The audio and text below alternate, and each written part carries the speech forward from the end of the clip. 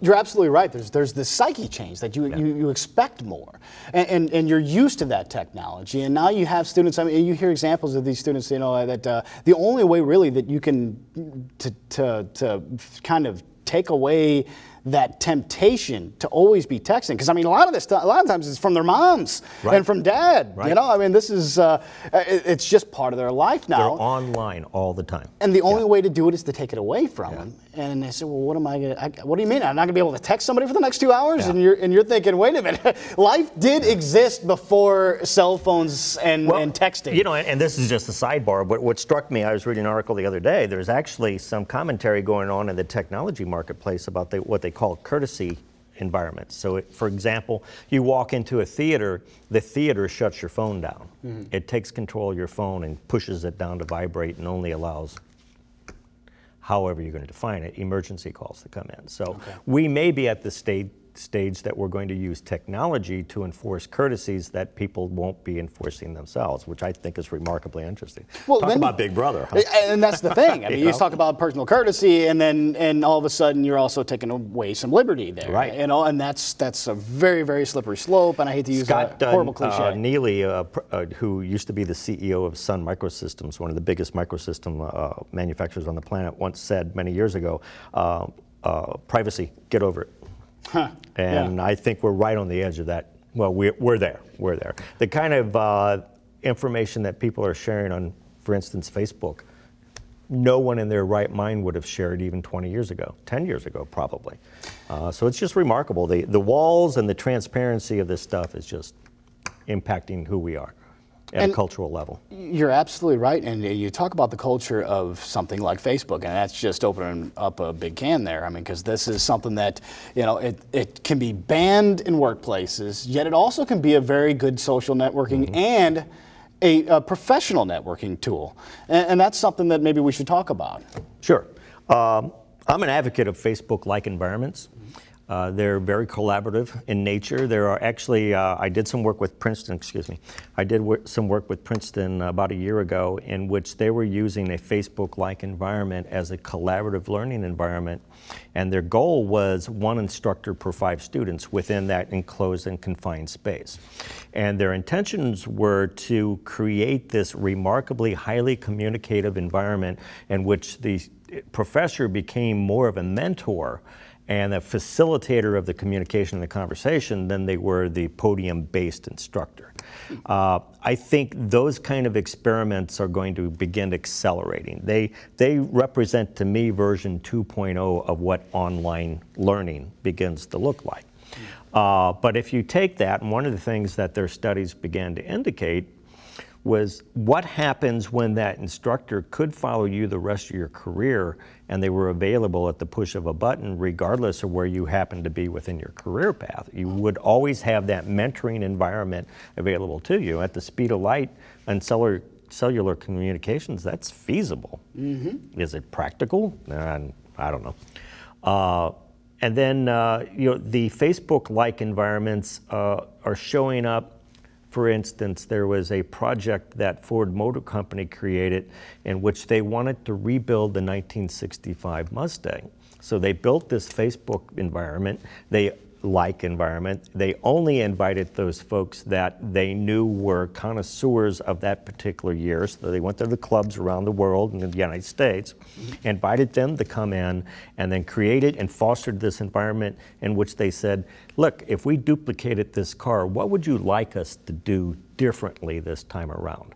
And so they literally had 70,000 people around the planet that were assisting them in the design of their next product iteration of that particular vehicle. Wow. We're going to start seeing a lot more of that because it makes a lot more sense to talk to your customers directly than to go through the industrial age processes of the focus group studies that we put in place because we couldn't talk to our customers directly. So banning Facebook-like environments within a corporate structure makes sense if all they're doing is chattering to their friends, but to use it as a business tool, that's a horse of a different color. And you know what? There are so many technologies that we could talk about that can be used in different aspects than just fun. Yeah. And we'll get into that in just a moment. We're going to take a quick break, come right back here with more For a Living with Kim Gordon. Joe Richter for Political Reason here. Now, working with a wealth of knowledge like Dr. Heidenreich, people are always asking me what I'm doing while he's giving his long answers. So, these elections that just took place, do they really matter? Not really. I mean, we're talking about these odd-year elections. The problem with the odd-year elections is they give the perception of somebody actually knowing what's going on. So it's a hodgepodge of elections that don't really tell us much. Political Reason, not just fair and balanced, it's fairly unbalanced. It's a great day, isn't it? Yeah. Too bad your boat's gonna sink at 11:05.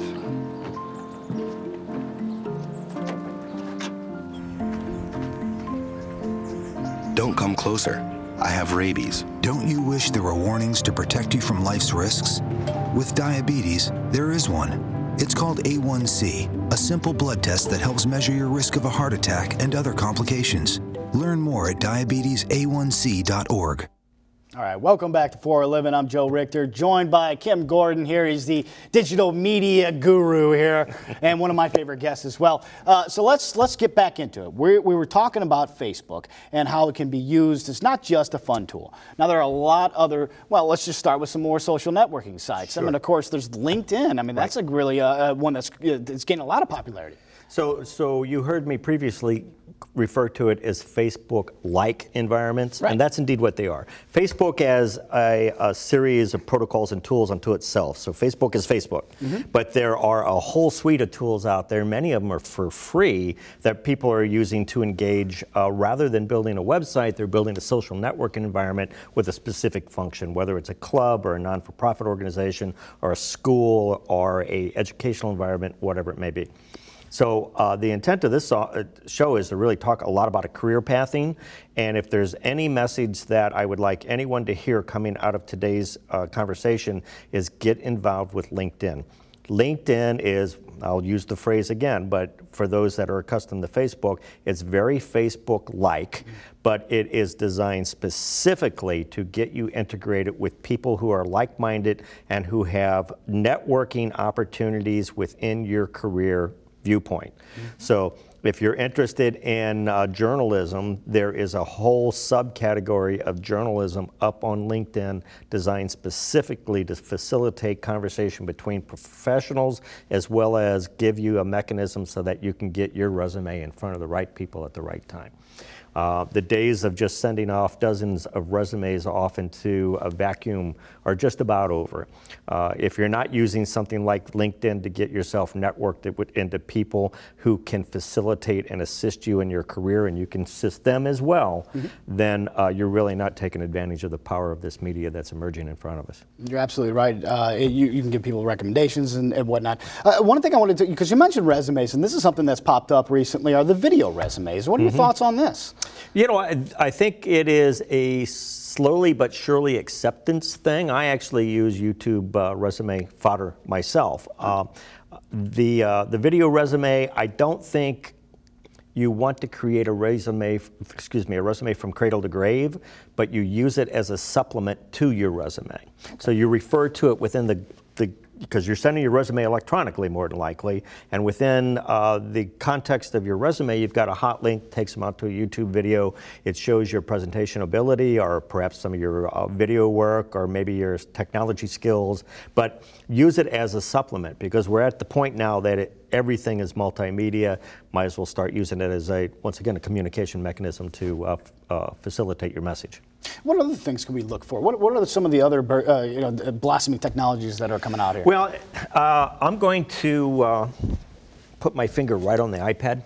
All right. And I'll also use the phrase iPad-like environments because we're starting to see the rest of the technology sector wake up and come up with competitive products. But I'll just use a blanket umbrella for iPod, iPhone, and the iPad. There are a whole new suite of tools that are emerging for the iPad that I think are going to revolutionize the newspaper industry, the book industry, the textbook industry, and really revolutionize the way that we use multimedia as a communication device.